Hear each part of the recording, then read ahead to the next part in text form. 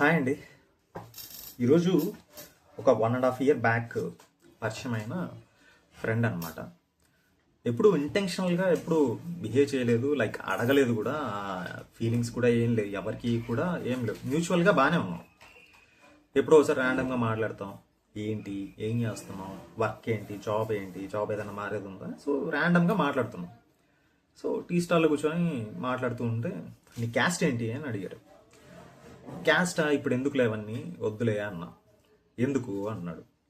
ఏం లేదు, మన మధ్య గోడలు వచ్చేస్తాయి. అంటే తెలియకుండానే గోడలు మధ్యలో వస్తాయి. ఎలాంటివి అంటే, ఇప్పుడు నాకన్నా క్యాస్ట్ తనది ఎక్కువైతే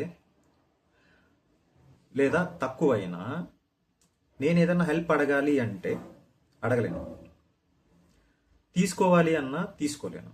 ఒకవేళ నాది ఎక్కువయ్యి తనకు తక్కువైతే అది వేరుగా. ఏదైనా కానీ ఎవరి పాయింట్ ఆఫ్ వ్యూ నుంచి చూసినా ఎక్కువ తక్కువ అని భేదాలు వస్తాయి.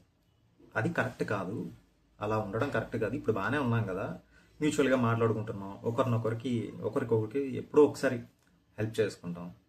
సో ఇలాంటివి ఉన్నాయి కదా, ఎందుకు మళ్ళీ ఈ మధ్యలో ఈ గోడలు వచ్చి, నీది తక్కువ క్యాస్ట్ కదా, తనని అడిగితే ఏమనుకుంటాడో ఏమో, అరే తనది తక్కువ క్యాస్ట్ కదా, కలిసి రెస్టారెంట్లో తినొచ్చో తినకూడదు, అరే తక్కువ క్యాస్ట్ కదా, నాది ఎక్కువ కదా, నేను పక్కన కూర్చోవచ్చో కూర్చోకూడదు, ఈ భేదాలన్నీ ఎందుకు, ఈ మధ్యలో గోడలు ఎందుకు?